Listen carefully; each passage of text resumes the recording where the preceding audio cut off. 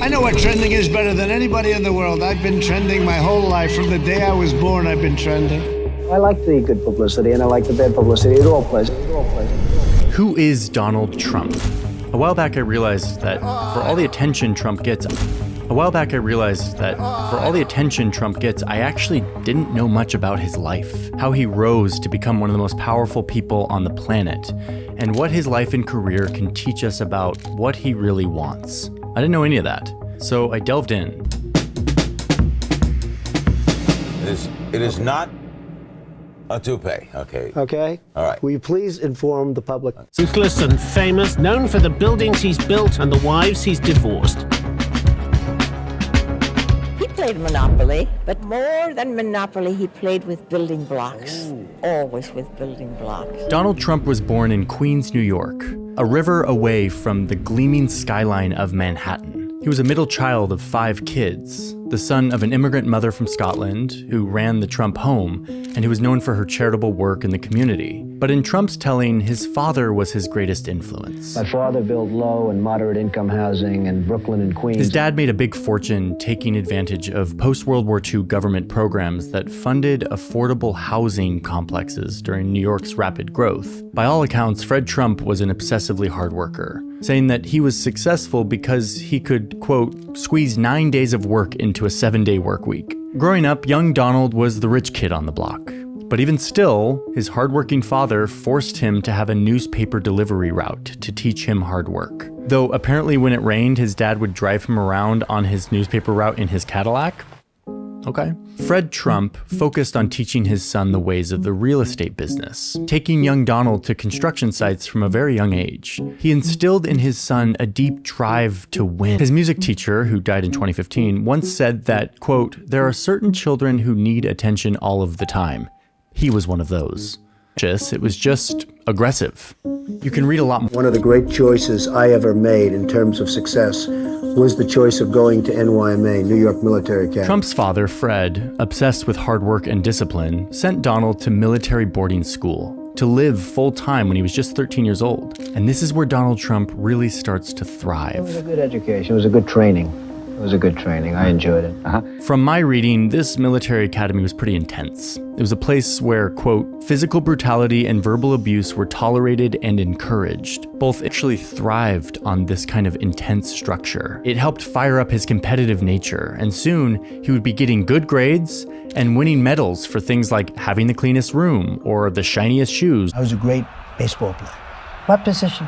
First base, catcher, first base. Trump was super into baseball. His baseball coach recounts that, quote, Donald always had to be number one in everything. He would do anything to win, and he wanted people to know that he was first. So teenage Donald Trump spends the school year thriving at military academy, eventually rising to the rank of captain over the rest of the cadets, and then Ivy League school. I'm very highly educated. I know words. I have the best. And to the left. Thanks. I like keeping a low profile. If only. But ultimately, he decided to follow his father's path. He studies economics and business, and this is like during the 70s. There's a war going on in Vietnam. Young men are being recruited, but Trump qualifies for an educational deferment, meaning he gets out of the draft 4 times because he's going to college. Once he got out, his doctors who wrote Trump's deferral recommendation both lived and or worked in buildings owned by Fred Trump, Donald Trump's dad. And there's some speculation as to whether or not he actually did have a heel spur, or whether or not these doctors were doing Donald Trump's dad a favor by making it so his son wouldn't be sent off to war. Instead, starts working for his dad's thriving real estate business, building lower and middle income apartment buildings in Brooklyn and Queens, New York, that had just been completed. It was a massive feat of engineering, connected Brooklyn to like Staten Island or something, ceremony of this bridge. And he invited his son Donald to be present. Donald sat there in the crowd and noticed that during this actually designed the bridge was there, but he was just off in the corner. Quote, "No one even mentioned his name," recalls Donald. "You'll be made a fool. I don't want to be made anybody's sucker." They just took us like, for a bunch of suckers. I'm an artist. I built the greatest buildings in the world. Okay, so Trump joins his dad's business and he starts really learning the ways. And I started off making little deals in Brooklyn and Queens with my father. and they seem to work. At this point, we're in like the 1970s. The Civil Rights Act had just passed, which made it illegal to discriminate against people based on their Justice Department, would send agents undercover around to different apartment complexes to make sure that landlords weren't discriminating on who they rented to. This was a routine thing that they were doing, and it eventually happened to the Trump apartments. The DOJ would send in a white person looking for the same type of apartment, only to find the United States of America v. Fred Trump, Donald Trump, and Trump management discriminating against people based on race or color. They found front page the day after this came out. Major landlords accused of anti-black bias in city. 27-year-old Donald Trump was furious. But instead of admitting to these allegations and settling with the DOJ, he fought back. And this is where we get to the next item on our list, which is a pattern we'll start to see, which is that when Donald Trump is called out for something, his response is often to fight no matter what. I think people see me as a fighter. I think people have always seen me as a fighter. They know that I don't take a lot of crap from people. The Trumps responded by countersuing the Department of Justice for $100 million, claiming that they made false statements. Now, the judge dismissed this suit outright, saying that there was no basis for it. But even still, and luxury and wealth and attention, and none of that was out here in Queens. So in his early 30s, he starts to turn his attention across the river toward Manhattan, the epicenter of wealth, prestige, excess, and attention, the high life of New York City. And it wouldn't be long before he was at the top of it all. And this is where we need to take a slight diversion, and for that, I'm going to sit over here. You've heard me talk about NordVPN. I'm a big fan. When I'm on the road, I have become so grateful that I have access to this tool. I connect to NordVPN with one little press of a button, and it connects me to the internet via the United States. So I can access all of my accounts, so I can watch all of my stuff, even if I'm far away. It's not just a way to connect via another country. It's also an entire suite of tools that allow you to be more safe and secure on the internet. We live in a world where there are scams and phishing and malicious links and annoying ads all over the place when we're online. When you're connected to Nord, you are kind of blanket protected from all of this stuff. Nord has also expanded to new products like NordPass, which is a password manager. If you're not using a password manager, you really should be, because it allows you to have really complicated passwords, but only have to memorize one password to store all of your passwords. What I've started doing recently is using NordVPN to connect to a different country's internet and then search for like flights or hotels or anything that I think is probably more expensive because people think that I'm in the United States, which I am. But if I connect via a different country, I get access to a different version of the internet, including different shows that aren't available in my country. And none of this compromises on speed. Luckily, you could get a massive discount if you use my link, nordvpn.com/Johnny Harris. When you click the link, you support this channel, but it also gets you in on 4 extra months of NordVPN when you sign up for the 2-year plan. Oh, and if you sign up and you decide that this is not a good fit or you don't need it or whatever, you can get all your money back within 30 days. Sign up risk-free, try it out, see if it adds to your life. Yeah, thank you NordVPN for sponsoring today's video. Okay, let's get back to Donald Trump's story. I've never seen anything to the extent that I have in New York. It now, from a real estate standpoint, has probably become the hottest city in the world. People are flocking here by droves. Well, they weren't flocking here by droves right away. In fact, when Trump moved to Manhattan, Manhattan was kind of a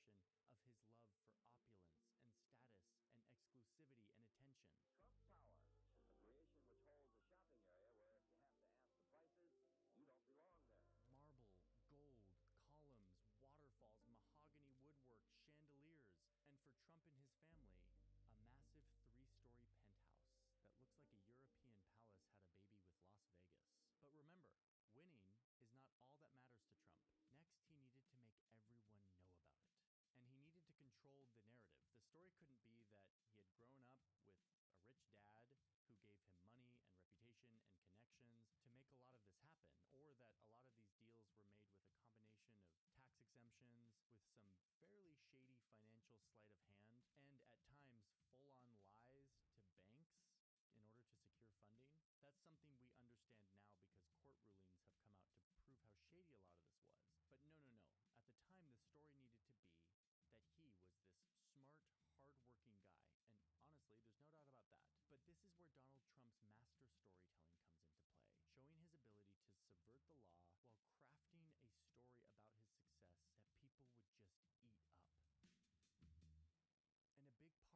to be that he was this smart, hardworking guy. And honestly, there's no doubt about that. But this is where Donald Trump's master storytelling comes into play, showing his ability to subvert the law while crafting a story about his success that people would just eat up. And a big part of that storytelling is reflective of another one of his core beliefs, that people want to be sold a fantasy.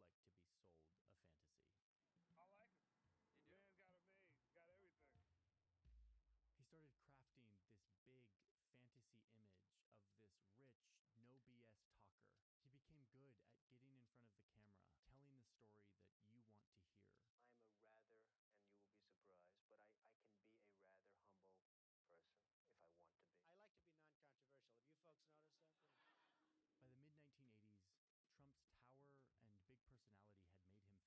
and I'm not speculating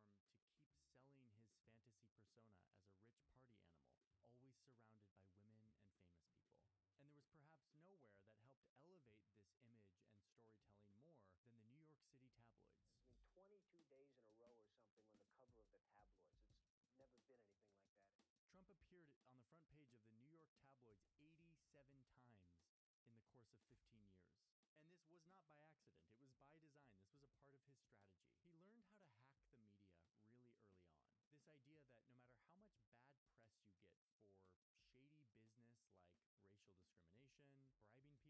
He learned how to hack the media really early on. This idea that no matter how much bad press you get for shady business like racial discrimination, bribing people that have connections to the mob, allowing his casinos to be used as money laundering, all of this can be washed away if you distract people with a tantalizing, glamorous lifestyle. Sell them a fantasy, because that's what they want. Or better yet, in his own words in 1991 in an Esquire interview, quote, "You know, it really doesn't matter what they write, as long as you've got a young, beautiful piece of that." This would prove to be true, and still is true, and the tabloids were his megaphone for this strategy. The reputation of Donald Trump, the man who dates a different woman every year. I want to talk a little bit more about the tabloids because I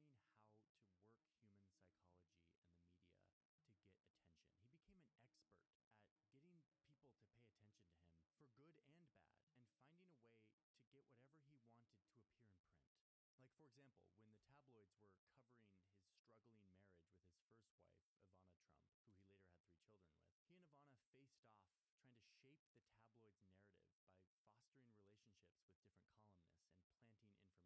Trump, who he later had 3 children with, he and Ivana faced off trying to shape the tabloid's narrative by fostering relationships with different columnists and planting information. Trump had been having an affair with actress Marla Maples, who later became his second wife and the mother of his 4th child. And this affair, this tension, became so juicy to the New York tabloids.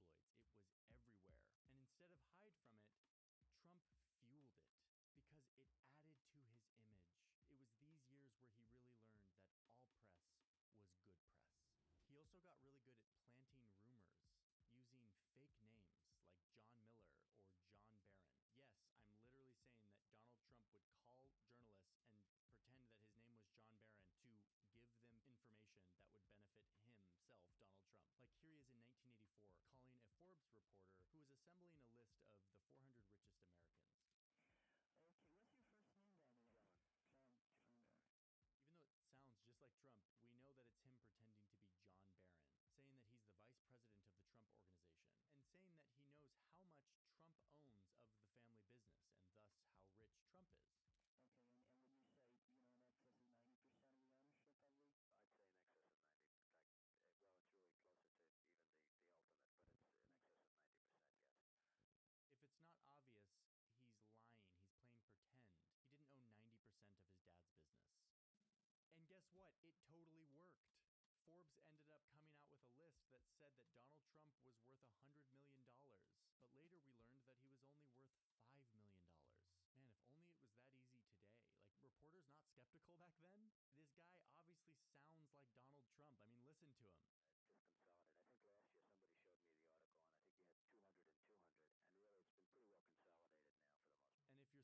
showed me the article, and I think you had 200 and 200, and really it's been pretty well consolidated now for the most part. And if you're skeptical, Trump himself testified in court that, quote, "I believe I occasionally use that name," referring to his use of John Barron as a fake name. And as his baseball coach said way back when he was a teen, Trump will do anything to win. Oh, and just let's be clear though, the definition of winning here isn't what most of us think of, which is being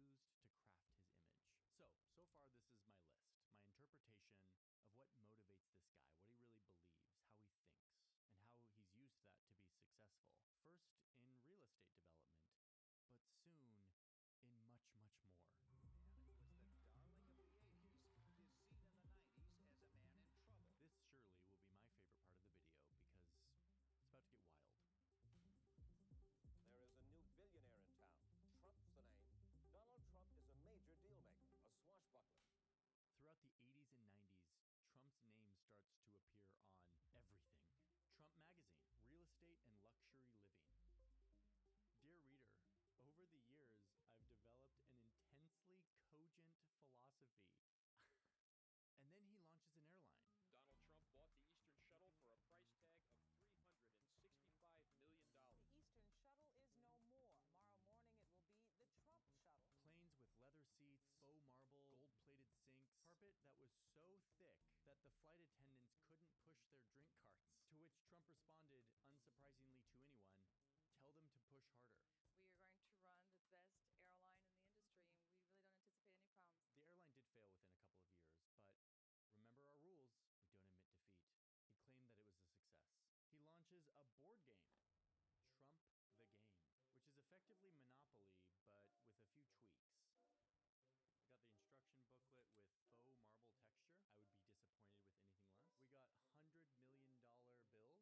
excessive luxury, just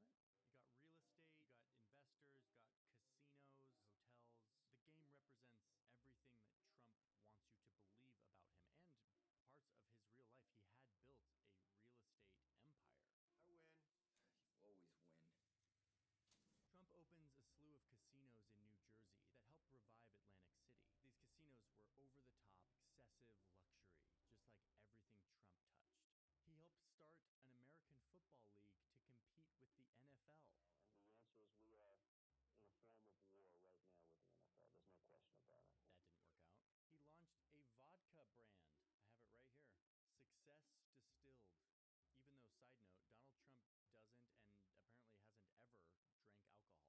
glad I'm not a drinker, and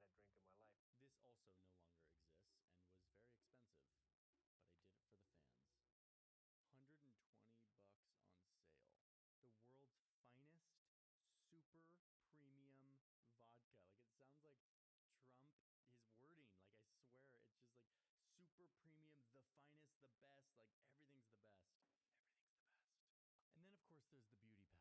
A big part of Trump's image was that he was consistently surrounded by women. So he bought up major beauty pageants. You know, they're standing there with no clue. Is everybody okay? And you see these incredible looking women. And so I sort of get away with things like that. At least 26 women have come out publicly accusing Donald Trump of some form of sexual misconduct. This includes his ex-wife, who accused him of sexually assaulting her, but then later softened the allegation after a legal settlement.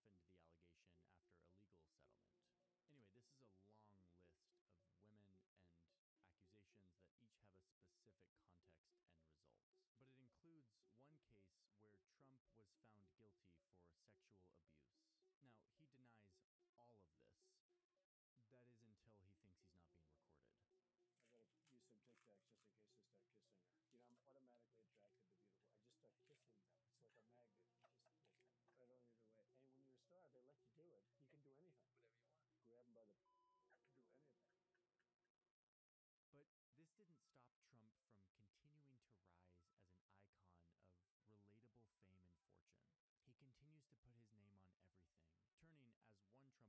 publication executive put it, quote, from a serious businessman into a cartoon. He's on the cover of Playboy. He creates a real estate investing course that he calls his university, which he eventually got massively sued for.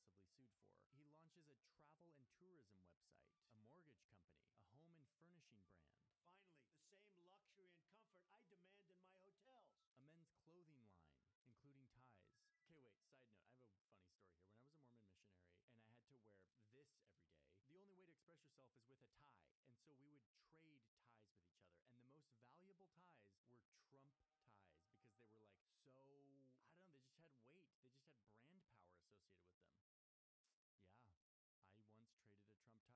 Finally, the same luxury and comfort I demand in my hotels. a men's clothing line, including ties. Okay, wait, side note, I have a funny story here. When I was a Mormon missionary and I had to wear this every day, the only way to express yourself is with a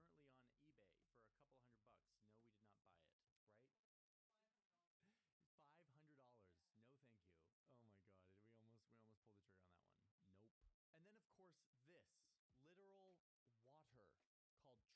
They just had brand power associated with them.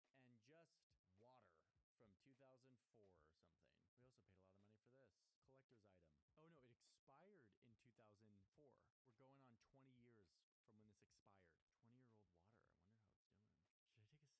Should I open it? Like, what else am I gonna do? I have to take a sip. I'm drinking some right now. I'm doing it. Oh, whoa. This expired 20 years ago. Oh, dude, it's been like vacuum sealed. It smells chemically. I'm taking a sip. This could be my final sip. Death by Trump water. No, I'm just kidding. Wow. Okay, Trump water. Tastes like prestige. Like this guy could brand anything with his name and face. He had become a symbol. But what you have to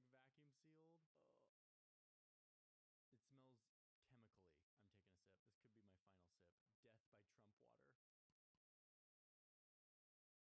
stuff is that he didn't own most of this. He's really just licensing his name. Like all around the world, you see these buildings. They have the Trump name on them. But Trump or his organization didn't build them. They don't manage them. They simply give the people who do own them permission to use the name to signal a sense of prestige, brand power. Trump's image had become his greatest asset, appealing especially to the American middle class. Because even though Trump came from extreme wealth, he presented like an everyman who's a plain talker. He had an outer borough Queens accent, and yet he had it all: the money, the women, the luxury, and this pull yourself up by your bootstraps reputation of having earned it from the ground up. A Disneyland-esque version of the American dream, which was a mix of half reality and half fantasy. We're used to a lot of this stuff now, celebrities and influencers putting their name on stuff to sell someone else's product. But back in like the 80s, most people would see all of these products and think that like Trump owned all of it, that he had this massive empire with dozens and dozens of products. Leasing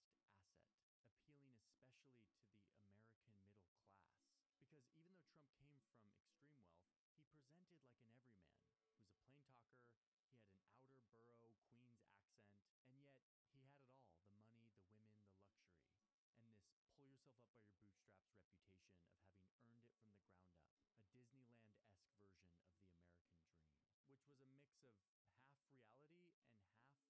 allowed him to build an empire of products, but without using his own cash. And when these businesses failed,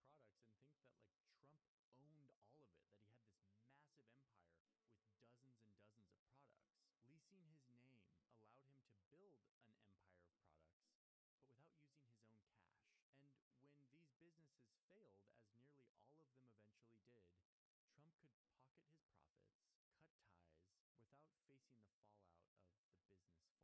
Now, let me be clear. I'm not saying that this is illegal or even unethical. If anything, it was smart. I guess my takeaway here is that Trump's main skill wasn't being a businessman in the traditional sense. It was being a marketer, a showman, the sales pitch, the ability to sell himself, and the fantasy that he built around himself. His rise is almost entirely explained by his ability to do that, combined with the fact that he was born and raised with an obscene amount of money to get him started.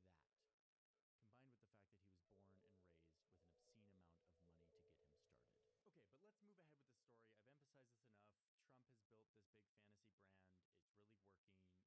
becomes like an icon. But by the early 2000s, his brand was kind of losing its luster. His business empire starts to kind of decline. His casinos were filing for bankruptcy, and his glory days seemed to be maybe over. But that would change in 2004 when he was able to once again monetize his persona, this time on a reality TV show. New York City, it's the benchmark for success. Believe me, I know. My name is Donald Trump, and I'm the largest developer in New York. The concept was the brainchild of the creator of the reality TV show Survivor, and it was pretty brilliant. Trump would be the boss, looking over his vast business empire, and there would be contestants who would compete to impress the big boss enough to get hired. This ended up being a powerful premise for a dramatic show. It was a massive success, bringing in tens of millions of viewers and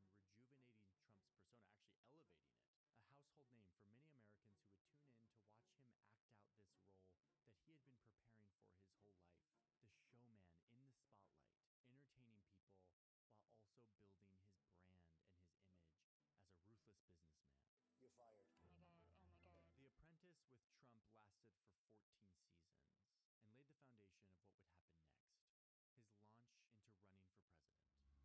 of what would happen next. His launch into running for president. I am officially running for President of the United States, and we are going to make our country great again. Do you have the genes to be a successful politician? Well, you never really know. I think I'm pretty outspoken, and that's not probably a good thing in terms of a politician, but it's a good thing if you ever got elected, you can really do a job.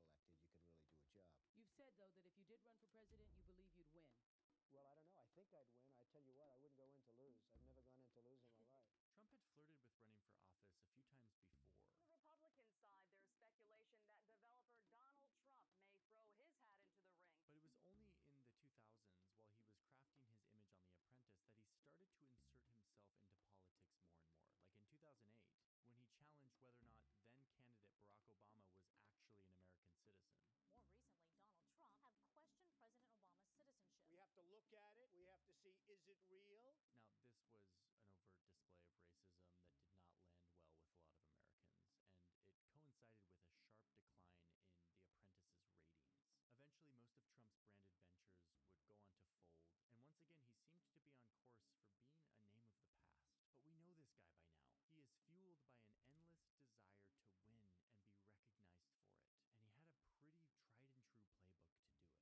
pretty tried and true playbook to do it. So in 2015, Trump descended an escalator and threw himself into the spotlight that he knows so well. When he was asked later why he decided to run for president, he said, quote, "Because here's the way I look at it. I have so many rich friends, and nobody knows who they are. You must fight for recognition, or you'll end up as someone else's sucker." Say what you will about Mr. Trump, he certainly would bring some change to the White House. So he wielded his tireless work ethic and his ability to inflame and divide and lie and lie and lie some more and bully all the way into the limelight. After years of practice on smaller stages, he entered the largest stage of them all and expertly sold the fantasy of being the everyman, despite having never lived like anything but a king. And it worked. He won. He didn't get the most votes, but he still won fair and square. And he became the president of the United States for 4 years. And then, when he lost, he did what he's always done, what we could have predicted he would do. He fought it to the death,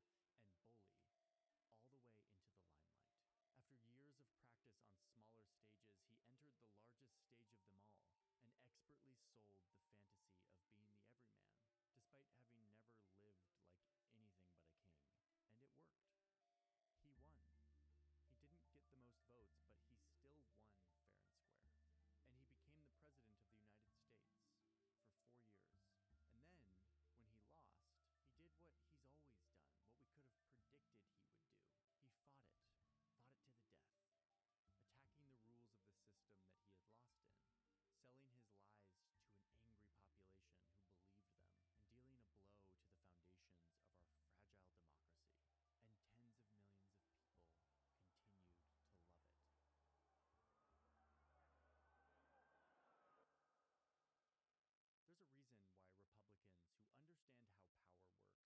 reason why Republicans who understand how power works are scared that he's back, that he's running for president again. Dick Cheney, the epitome of a conservative Republican, said that, quote, "In our nation's 248-year history, there has never been an individual who's a greater threat to our republic than Donald Trump. He tried to steal the last election using lies and violence to keep himself in power after the voters rejected him.